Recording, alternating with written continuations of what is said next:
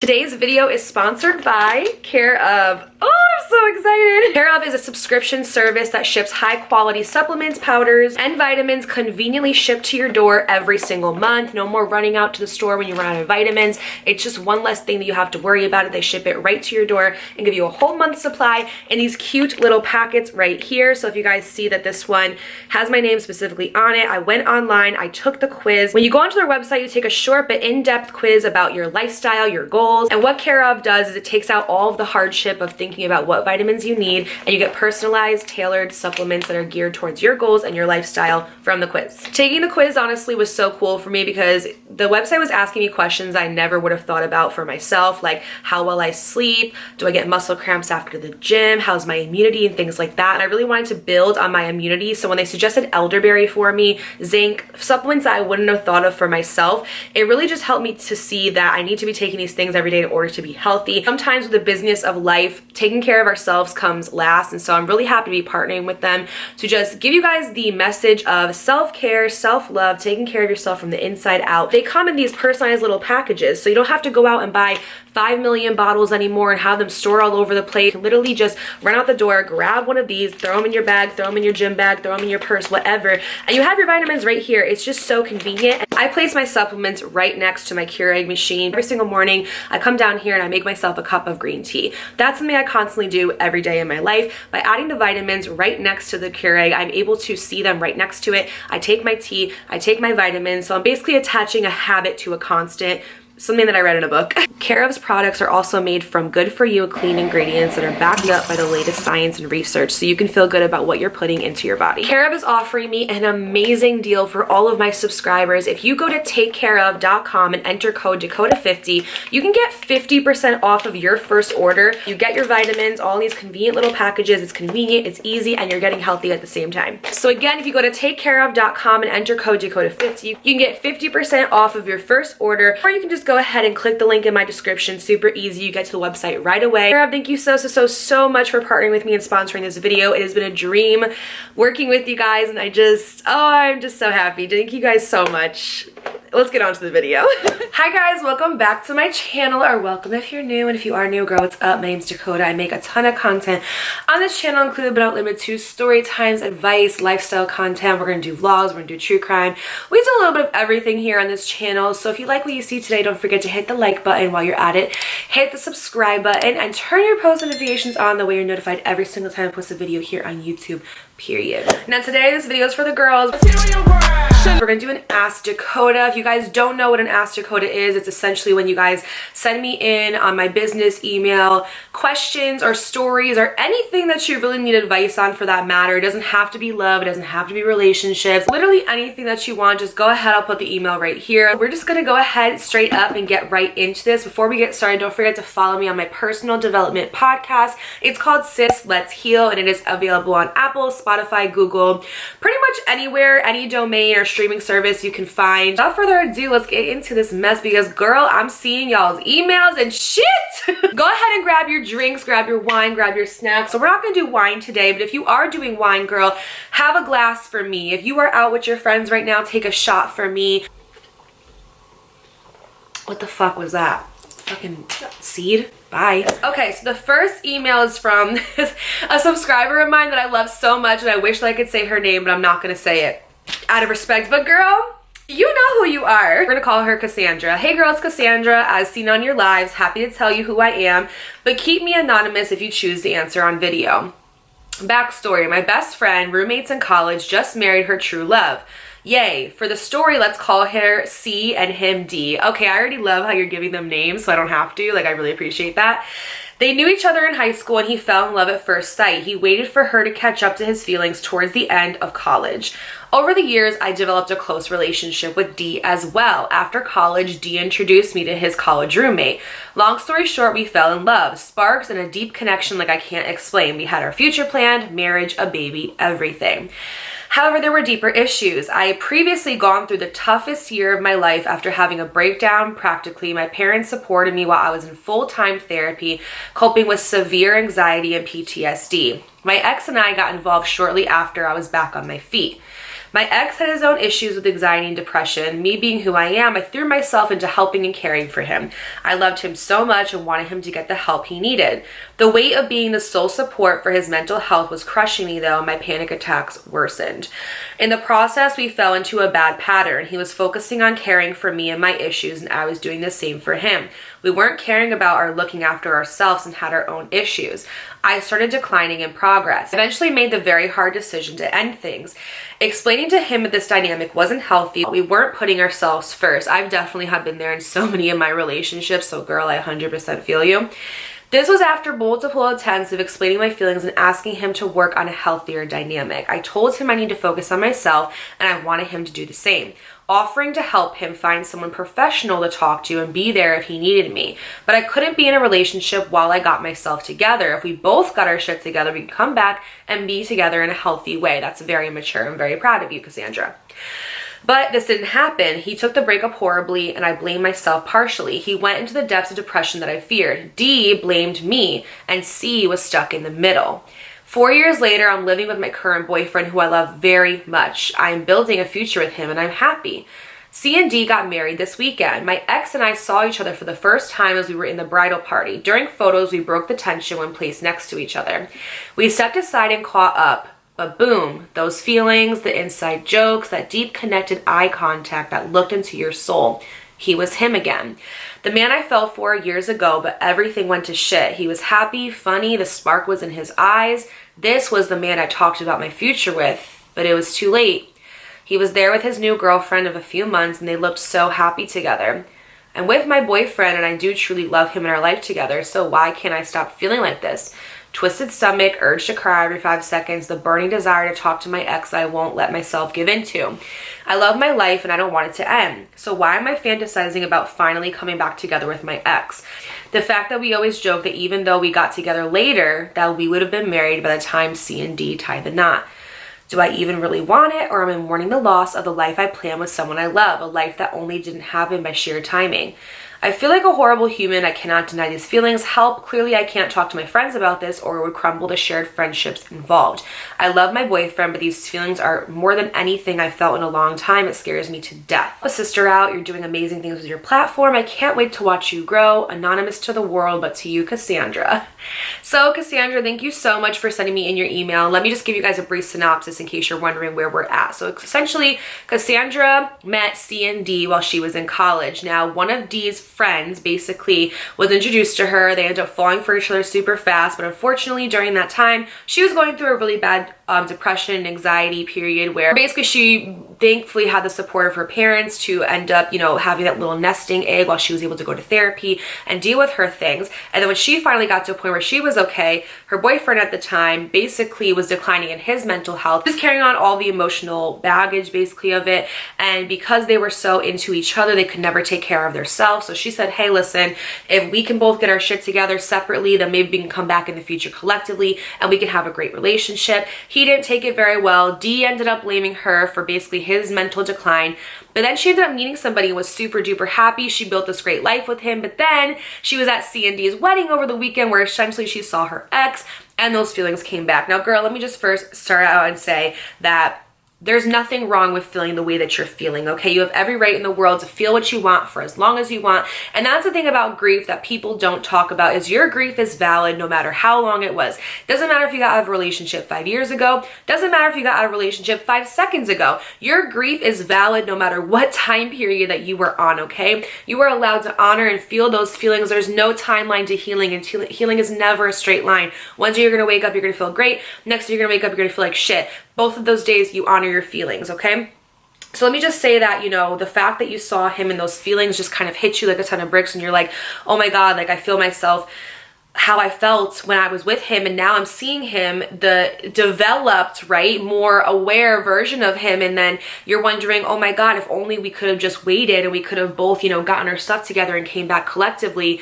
This could have been the man that I was with. And you're kind of seeing somebody for who they are as they got better, and you're wondering that what if, like what if we could have worked it out, etc. So when you said, do I even want it, or am I mourning the loss of the life that I planned with somebody I loved? That's exactly what it is, and I'm gonna tell you why I know that. It's kind of like that thing where we end up breaking up with somebody and then we see them with somebody else and they're giving that person everything that we would have wanted. What we're doing is we're seeing that person for the potential that they could have been with us. We're seeing this person in the developed, more aware state of mind that we wish that they could have gotten to while they were with us, but unfortunately that they basically couldn't. And now that you're seeing him being with her and you're seeing him be good to her and you're seeing him basically be this version of himself that you always wanted him to be, you're, I think, mourning the loss of what could have been. And it's so hard sometimes for that, especially with me, with the last relationship I was in. I literally was talking to one of my friends one day and I was like, I don't know why I'm not over him, because I see that the relationship didn't work for a reason.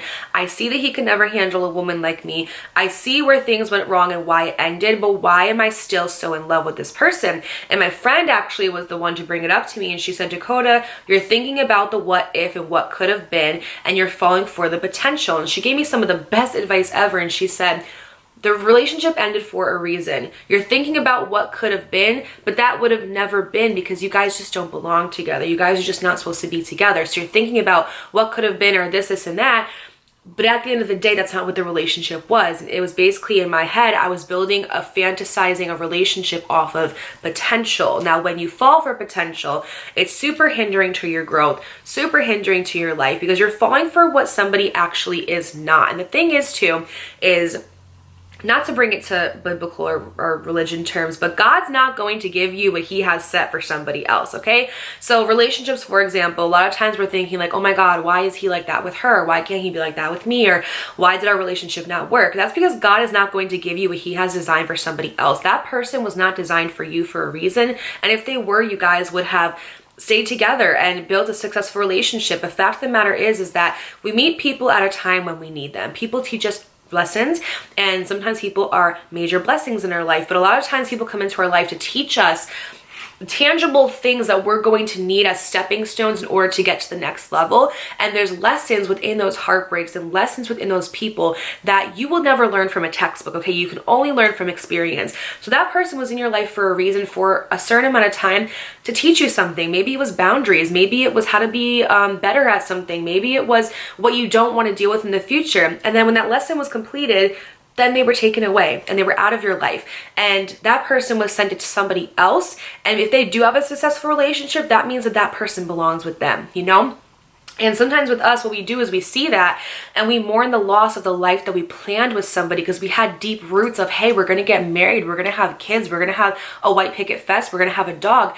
But you were building a life with somebody that wasn't yours. They weren't destined to be with you forever, because where you're going and the levels that you're going to, you need somebody more developed. You need somebody that's more on your level. And it was very clear to see that this person was not, especially when you said that, you know, he handled the breakup really bad, and that, you know, you said like, hey, it's not like I don't want to be with you. I love you so much, but I would just rather us get our shit together separately and then come back collectively. You have to really fucking love somebody to say that to them, to say to somebody like, hey, I love you so freaking much, but we don't work together. I know we can, but we have to get our shit together separately and then come back. It's like, I love you enough to let you go because I know that we're not healthy right now. We need to work on ourselves. You have to really fucking love somebody to say that shit. So kudos to you, because you could tell that you really love this man, and he probably really loved you too, and he probably still has those feelings for you. He probably feels the same way that you felt when he saw you.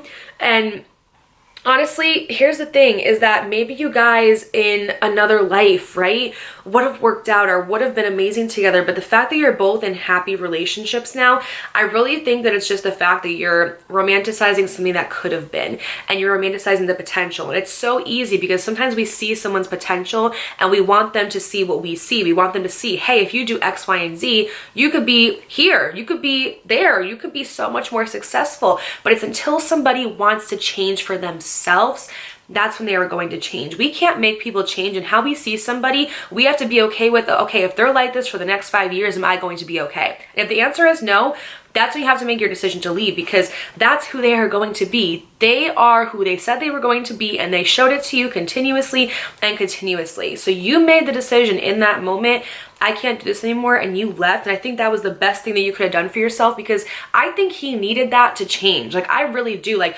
I have exes in my life that have told me, it sucked when we broke up and it broke my heart, and like, I still miss you to this day, but you breaking up with me, made me get my shit together. I have literally like at least like 3 people in my life who have said to me like, it hurt letting you go, but you doing that is what catapulted me to where I am today. It caused me to grow up. It caused me to see things in a different light. It caused me to be a different person. And sometimes you're delaying someone's deliverance of their lesson by staying with them, which I know sounds harsh and some people are not going to agree with me, but it's just the truth. Being with somebody and knowing it's not going to work out and staying is sometimes delaying their deliverance of the lesson that they need to learn. Sometimes a man will learn a lesson by you leaving him, and then he'll make sure not to repeat it with the next person that he's with. It's all about life. It's all about lessons. Like, we learn something with every single person that comes into our life. So I really feel like you were his lesson and his blessing in a way, because of that, now he's in a happy relationship, and he's probably not going to,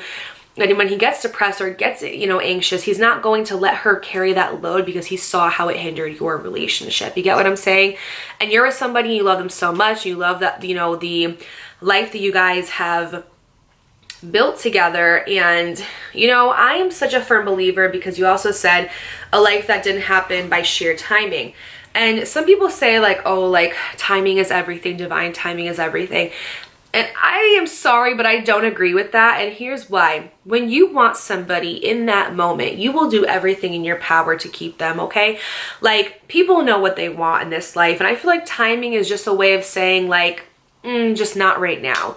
But if it's not right now, then when? You know what I mean? Like, I'm a believer in divine timing when it comes to certain things like work or contracts, or, maybe you don't have enough experience. But when it comes to relationships, I really just don't believe in the timing thing. I really just think that when it's supposed to work, it's supposed to work when you're in energetic alignment. And I feel like he wasn't, and you were, because you had just done all this amazing work on yourself in therapy to get through your things. And then someone came into your life that clearly needed healing, and you gave it to them, but then in turn you were kind of neglecting yourself. That, I think, was to teach you that you can't do that in the next relationship, and that you always have to care for yourself first. I think for him, it taught him that he also needed to get his mental health together before he was with the next girl. I think you guys came into each other's lives to be lessons towards one another and to mirror one another, because we're always mirroring in our relationships. And it's normal to see him and be like, oh my God, I see this new developed version of him, or I see the man that I fell in love with, and I missed that because you guys never got a fair chance because of everything that you were going through. It's so normal to feel that, but you can't stay there, because that's not what the reality is, right? It's like that fantasy, that potential. It sounds like you have a beautiful life with your boyfriend. It sounds like he has a great life with his new girlfriend. I think that you guys should honor the time that you had together, look back on it with fond memories, but just leave it as that, memories. I hope that this helped, girl. Thank you so much for writing me. I love when you're on my lives and you just make me laugh so freaking much. Like, you are one of my supporters, like my OG supporters that I love deeply. So thank you so much for writing into me. I hope that this helped. Now let's get on to the second email. I've been with this guy for a while. It has been for at least a year now. Not too long ago, he had his baby mother over and told me through text saying that she needed a ride to work in the morning. I thought, okay, maybe she's sleeping in the living room. Then he asked me if I wanted to come over. Okay, so y'all don't live together, but y'all don't live together, and he doesn't live with his baby mom, he lives by himself, but he said that she was going to sleep over because she needed to ride to work, and then asked you to come over. Okay, I agreed, but I knew what he wanted before I came over. What did he want, girl? He was going to ask for a threesome. He didn't tell me this or hint. I just had a feeling, but I needed the proof in front of me to really accept it. So I went, then we were all in the living room. He was having a conversation with her while I just sat there and listened. I felt very left out and just there. He got up and said, let's go to the room. This is where it all went bad. She got up and followed. For some reason, I was just so shook. I felt a hurt I've never felt before, as if my body was moving without my say. I followed as well. We were laying there on the bed. At first, she wasn't close to him. We were scrolling through Netflix and they were having a conversation. At first, she wasn't close to him. We were scrolling through Netflix. They were having a conversation. I was kind of too scared to talk, but then we started cuddling. All of us took his pants off. And then it all started. I felt like crying the whole time. I don't know why I did it. I felt scared to leave, as if I just left my body. Everything was happening so fast. Fast forward, he got locked up, told me he loved me. His baby mother found out we were still talking though. She left to another state, cut him off completely. He's been so attentive to me and loving and saying, I love you all the time. I'm going to take care of you. I'm never going to leave you. But when I mentioned what we were, he said he doesn't believe in boyfriend and girlfriend. He wanted a future with me and to see how it went. but told me that I'm young and I may not know what I want. He wants to be open-minded. I asked, do you want someone else? And he said, I knew you were going to think that, but that's not what I meant. But he never tells me what he meant. What do? I feel like I become so attached. I don't know what to do. Girl, now listen, I love you. I love you very much, okay? So I'm going to give you the best advice that I can from an unbiased, because listen, I don't judge, but you need to run. If there's one thing about men with their baby mothers, they're always going to have some type of emotional attachment to them because that is the mother of their child. Now, some men who are developed can separate themselves from that and be like, okay, that was just a time in my life. You know, that's a child of my mother, but we don't have to have a future together. We don't have to have a connection together. I can be in a relationship. She can be in a relationship, and we can all just move on. But not all men could do that. And it sounds like in this story that he is not going to be able to do that because he literally practically made you like have a threesome with them. And I'm sorry, but that's insane. The fact that he didn't even ask you or talk to you about it or anything like that. I'm not even going to get into that. First of all, don't feel shame about that. You were basically pressured into doing something that you didn't want to do. So don't feel shame about that at all. Honestly, that's traumatic. That's so traumatizing, and never, ever, ever is it okay for a guy to just assume that you want to have a threesome with somebody else. That is very just like not logical thinking. So he's not shit for that, first of all. Second of all, the fact that he tells you that he doesn't believe in boyfriend and girlfriend, but he wants a future with you, but doesn't want to put a label on it, is him not having an ability to commit. When a man says, I don't want a relationship, the with you is silent, okay? Men know what they want, contrary to proper belief. Men know what they want and when they want it. You're telling me that a guy is going to go into a car dealership and he sees the best car, it has everything that he wants, interior, exterior, everything he could have ever dreamed of for a car, and he has the money to get that car right then and there. But this car is one of a kind. It's not even released yet. But if you put a down payment today, you could leave with that car. Do you think he's gonna walk out of there and not get that car? No. If he has the means, he's gonna get it. And if he doesn't, he's gonna find a way to get it. Same thing goes with relationships. If a man sees a woman that he truly wants, he's gonna go after her. He's gonna wanna lock it in. That way nobody else has the opportunity to do so. So honey, the I don't want a relationship, the with you is silent, okay? And I'm not saying that he doesn't love you. I'm not saying he doesn't care about you. He very well could love you and care about you very much, and he could mean what he says when he says he wants a future with you, but he wants to do what he wants to do first, get it all of his system, and then be with you. And we are high quality women over here. We are in our divine feminine energy, and we do not chase, we attract. So girl, you need to just leave this man where he is. He's never going to be able to give you what you need emotionally, physically, any of that, because he's so caught up in his baby mother still, obviously. Even if he doesn't talk about it, he still does. And him saying that he loves you all the time and being super affectionate and attentive is because he wants to give you the bare minimum and keep you around without the commitment. So of course he's going to do all that stuff. Giving a woman affection and attention is the bare minimum. That's what you're supposed to do in a relationship. It's how you show somebody that you love and appreciate them. He is giving you the bare minimum, and he's breadcrumbing you. What that means is he's giving you enough just to stay fed, but not enough to ever be full. You are going to be starving in this relationship if you continue to stay. I'm telling you right now, take my advice from someone who has been breadcrumbed. Leave, girl, leave. I'm telling you, if it's not a hell yes, it's a hell no. The fact that you even have to ask for a sign is a sign within itself. So girl, tell that man goodbye. Just don't even. And you know, we're gonna have a poll down below. You guys let her know what she should do. Should she give it a chance? Should she stay, or should she leave? I personally think that she should leave. Girl, thank you so much for writing in your submission. I really hope that this advice helped. Now let's go into the third and final email. Oh, that's my baby. Hello? Hi, Dakota Cross. What are you doing? Okay, the last one reads this. Hey Dakota, I love your channel. I'm so glad that I'm a part of the small family that's going to turn into something big and even more beautiful on your channel. I feel like I have no sense of direction. I lost my father 3 years ago. He was my best friend and #1 supporter. It was super sudden. I was 19 and still living at home. My stepmom kicked me out. I got very displaced and kind of let the wind take me wherever I wanted it to. I was starting a career in music. I also acted and was getting some locally paid roles. At the same time, I was working as an optometric technician. I luckily met the most amazing guy. He's been there for me, my 3 younger sisters, and my mom too. While the relationships in my life have been amazing, I feel like I don't know what I want. I always shared my goals and dreams with my dad. He pushed me to record songs, auditions, sing, and everything in between. He wanted me to start a YouTube channel and share my music. Since then, it's been so painful to do anything listed above without him. I have a few sparked interests here and there since I've thought about becoming a labor and delivery nurse. Nothing compares to the passions I used to have. Help. So I think it's important to know that when somebody leaves our life, that it leaves a huge empty feeling within us, and we feel as though we can't do the things that we used to do because it's almost as if we're enjoying life too much. It's as if those people aren't there anymore, right? Like, I know when my grandma passed away, I felt like, what's the point of even going out and celebrating anything? Or what's the point of being happy? Or what's the point of, you know, living life and having all these goals and these dreams and these ambitions when she's not here? Like, she's not here. I'm never going to see her again. Like, it's a very, like, empty and painful feeling to know that, why should I be happy when the person that I love the most is not here anymore? Now, this is your dad, so I can't even imagine how you feel inside of you to know that, you know, he's not here anymore, and how he was always the one that would, you know, encourage you to pursue your dreams and things like that, and that your biggest support system and ultimately your biggest fan is no longer here on earth anymore.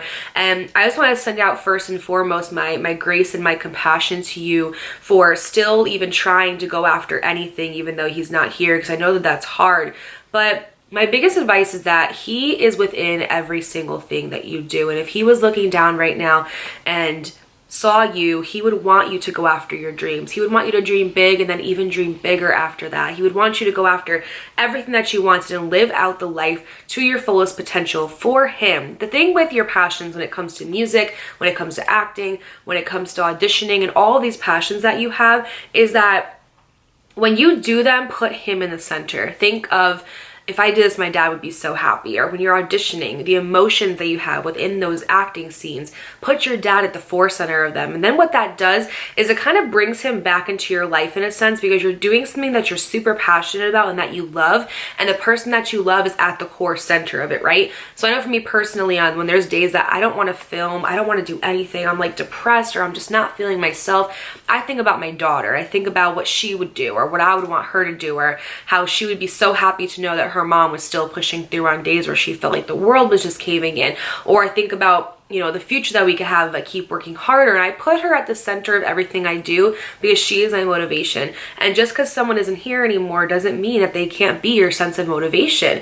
Like, that is the biggest thing that I think I want to convey, is that when people pass on to the other side, they want us to be happy. Even though that they're gone, they want us to live out our lives to the fullest extent because they didn't get to. So essentially, when you're doing all of these passions, you're living through your dad, and your dad's legacy and memory is still alive because you're putting him at the core center of your biggest passions, your biggest values, and your biggest dreams. Let me just say, it's okay to not know what you want. I'm 28 years old and I am just figuring out what I want to do with my life, where I want to go, what I want my career to be. I feel like in life, what people get wrong is they think that we have to have a blueprint of how our life should be, these 5-year plans, these 10-year plans. At the end of the day, it's all BS, because when you sit down and you just be within yourself, within your energy, within your energetic field, things will happen, okay? When you just sit down and relax and breathe and be and show up as the best human that you possibly can every day, life is going to work around that. You don't have to have a 5-year plan. You don't have to have a 10-year plan. You don't have to have a plan in general. All you have to do is really wake up and exist, and things are going to come in energetic alignment because of that. I'm reading this book called The Energetic Codes, and I think it's also like the 7 spiritual laws of, I don't know, something like that. I'll leave the link down below. But within that book, the author talks about mainly that. He says so many people plan, right? And they have goals and they have visions and they have this future planned ahead of them that they want. And that's great. I'm not saying to not, you know, think about the future and what you want, but sometimes being in the present moment is the biggest tool to manifestation, because you're just being and you're allowing the universe to be like, okay, we're going to work this in your favor behind closed doors, because you're doing what you're supposed to be doing by being present. And there's nothing wrong with not knowing what you want to do. I was not that kid in high school that had a 5-year plan. Everybody was being accepted to all these major universities, all these amazing colleges, and I couldn't even get into one. Like, I was barely struggling to get into community college. And girl, like, when I literally tell you, I was so lost. I didn't know what I wanted to do. I felt unworthy because everybody around me had a plan and I didn't know what I wanted to do.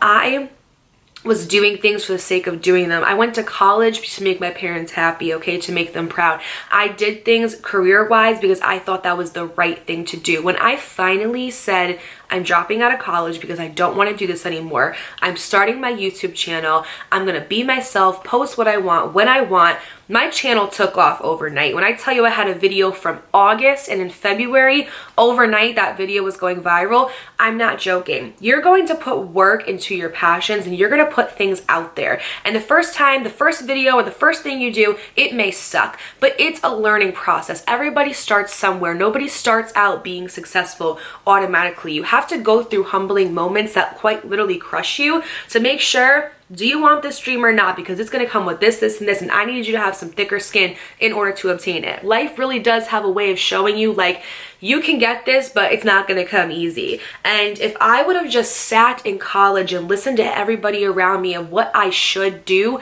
I wouldn't be happy. I am here today being a successful entrepreneur on YouTube full-time. It is my full-time job, and I'm in love with it every step of the way, and I've never been more fulfilled and more happy in my entire life. If I would have listened to everybody else, and within those weak moments of not knowing what I wanted to do, I would not be where I am today. In those moments, I listened to myself. I said, Dakota, you're gonna figure it out. Try new things.